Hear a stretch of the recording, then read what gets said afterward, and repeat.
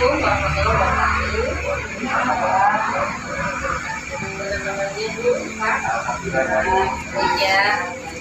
Yang sebelumnya perkenalkan, saya Siti Sabia, CGP Angkatan 9 Kota Bekasi, dalam rangka melaksanakan tugas modul 3.2, yaitu tentang pemimpin pembelajaran dalam pengelolaan sumber daya yang ada di sekolah.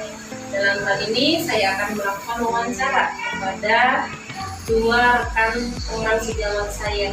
Tentunya yang pertama adalah Pak Tony Kurniawan sebagai guru olahraga, dan juga Ibu Meira Susiani sebagai guru kelas 2 di SD Jati Kramat 3. Baik Bapak Ibu, tentu di sekolah Jati Kramat 3 ini ada beberapa aset ya yang menunjang daripada proses pembelajaran di sekolah ini. Yang pertama adalah aset modal manusia nih Pak Tony, terkait dengan bagaimana gurunya dan bagaimana juga tentang siswanya. Barangkali Pak Tony bisa menjelaskan.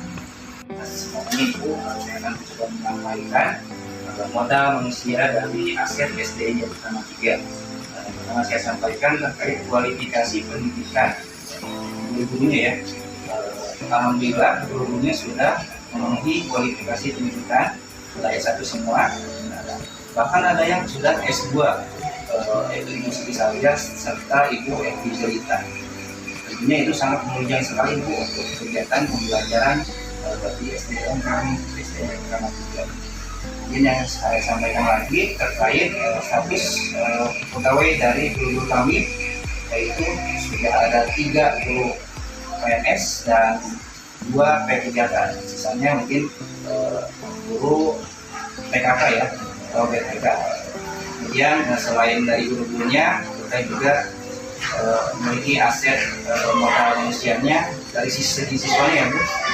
Dari segi siswanya yaitu alhamdulillah kita sudah banyak berprestasi di tingkat kecamatan atau tingkat kota, dari baik itu dari olahraga, pramuka, ataupun ada olahraga lainnya taekwondo ya, alhamdulillah.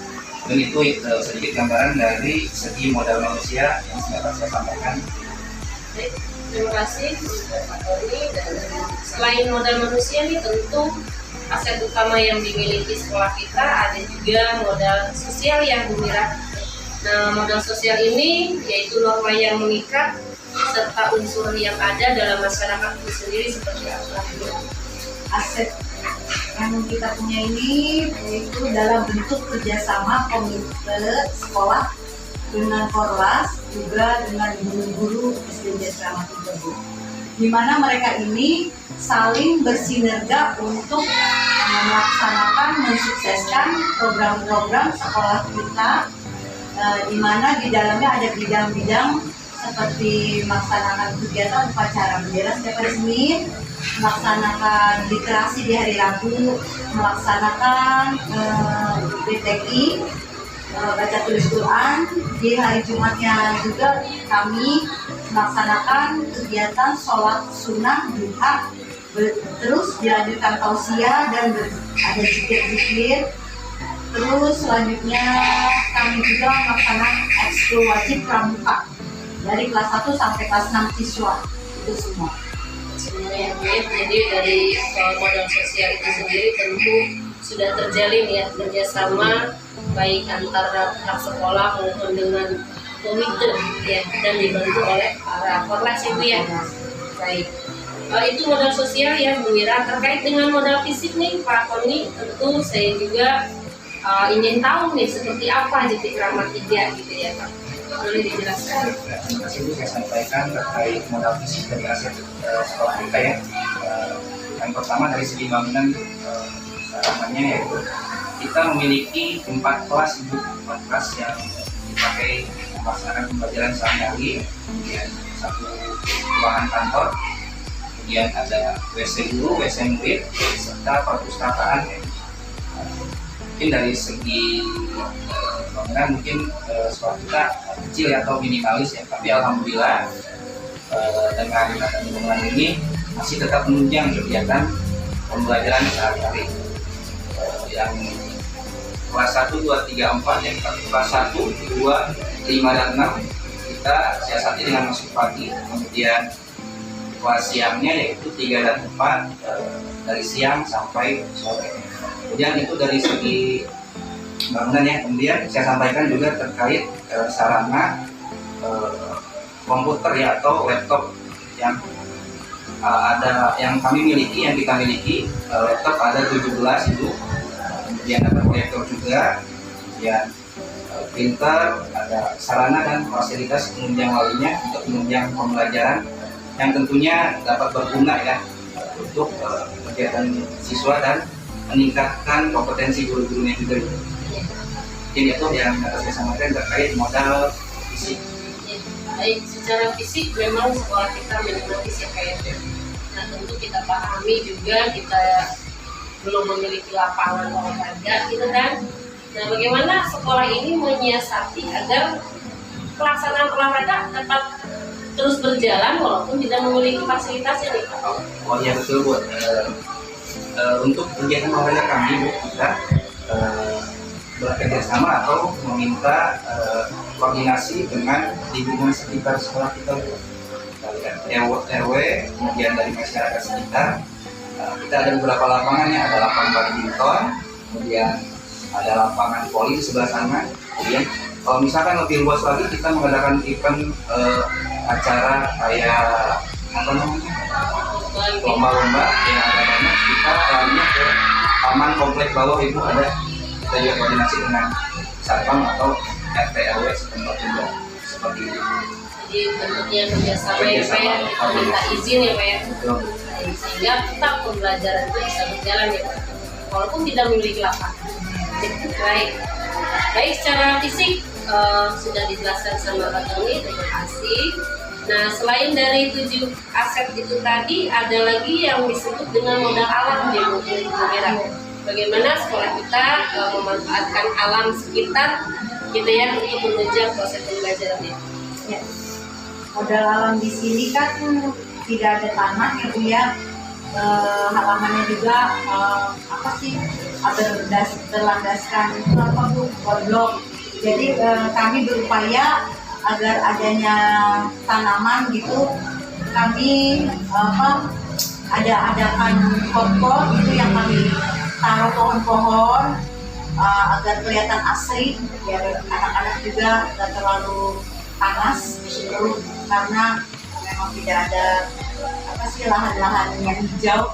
Kami upayakan untuk membuat pot-pot di dalam rumah atau yang digantung-gantung, kami buat itu pojok-pojok taman sedikit-sedikit ya. Jadi memanfaatkan sedikit lahan ya Bu ya.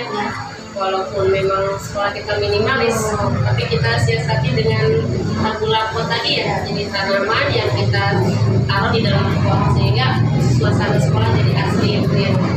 Baik, terima kasih Bu Mira. Nah sekarang untuk modal finansial nih, tentu di sini kan Pak Tony juga selain dari sebagai guru olahraga tentu menjabat sebagai bendahara sekolah. Nah bagaimana modal finansial ini mampu membantu daripada proses pembelajaran di sekolah ini? Terkait modal finansial dari aset sekolah kami, pertama biasanya kita didukung oleh dana bos. Dana bos mungkin sudah tahu ya, dana bos bukan pemerintah dari Kemdikbud ya, yang dikelola oleh sekolah, yang tentunya sebelum pencairan dana bos itu kita tahun sebelumnya sudah merencanakan kegiatan yang akan digunakan atau dilakukan setahun ke depan melalui RKAS, rencana anggaran kegiatan sekolah. Yang ada lagi selain dana bos, yaitu dana bosnya itu sumbernya dari daerah atau kota. Tentunya kita dari mungkin bentuknya enggak dalam bentuk uang, dalam bentuk barang, kebanyakan itu seperti bangku-bangku, kayak komputer seperti itu. Perbaikan bisa perbaikan juga. Ya, yang ketiga lagi mungkin kita dibantu dengan komite sekolah besok masyarakat sekitar umum sekolah untuk menunjang kegiatan-kegiatan yang dilaksanakan oleh sekolah kita. Jadi Ibu sedemikian sampaikan terkait modal finansial. Itu yang sangat membantu ya Pak daripada proses penunjang daripada penghasilan sekolah yang sudah berjalan ya Pak. Baik, untuk selanjutnya yang keenam yaitu modal politik yang kaitannya hubungan ya keterlibatan antara sekolah ini dengan instansi lain itu seperti apa yang dijalankan di sekolah SD Negeri. Ya, sudah terlaksana bekerja sama dengan Puskesmas. Ya, kita ada program setiap bulannya itu pemeriksaan kesehatan gigi gitu. Terus pemberian vitamin atau suntikan imunisasi berarti yang belum pernah imunisasi di SD diberikan. Sama seperti vitamin pencegahan penyakit itu diberikan juga sama oleh yang khusus untuk siswa. Nah, bentuknya itu apakah kita yang datang ke sana atau pihak mereka yang kesini? Yang sekarang ini sudah dijalani itu dari pihak Puskesmas. Mereka sudah punya jadwal dari Dinkes untuk bekerjasama dengan Dinas Pendidikan dalam kesehatan ini. Jadi mereka datang ke kita yang jadwalnya memang sudah ditentukan oleh pihak Puskesmas. Baik, satu lagi nih untuk modal agama atau budaya nih Pak Tony terkait dengan kegiatan apa saja yang berkaitan dengan kegiatan agama yang dilaksanakan di sekolah kita. Terima kasih Bu. Saya coba sampaikan kegiatan agama yang dilakukan oleh sekolah kami berkaitan dengan modal agama ya Bu. Pertama, mingguan setiap hari Kamis ada yang namanya kegiatan BTQ, singkatannya dari baca tulis Quran. Kegiatan itu kita tidak cuma membaca Al-Quran aja, tapi menulis Arab juga, kemudian ditambahkan juga dengan doa bersama atau hafal doa serta membaca zikir bersama.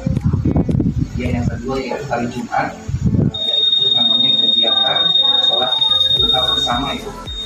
Kegiatannya diisi zikir bersama, kemudian sholat doa bersama, serta ditutup atau disampaikan sedikit tausiah dari guru agama kita Pak Haji Maryadi. Itu kemudian selain tadi program BTQ sama duha, kita juga ada kegiatan untuk nanti hari-hari besar agama Islam Ibu, seperti ibadah yatim saat 10 malam kita tahun baru Islam ya, kita mengadakan pawai obor juga festival seperti itu, kemudian Islamic Fest. Mungkin itu kegiatan dari segi agama ya, modal agama yang saya sampaikan. Terkait dengan pawai ini Pak, pesertanya itu apakah hanya murid atau seperti apa?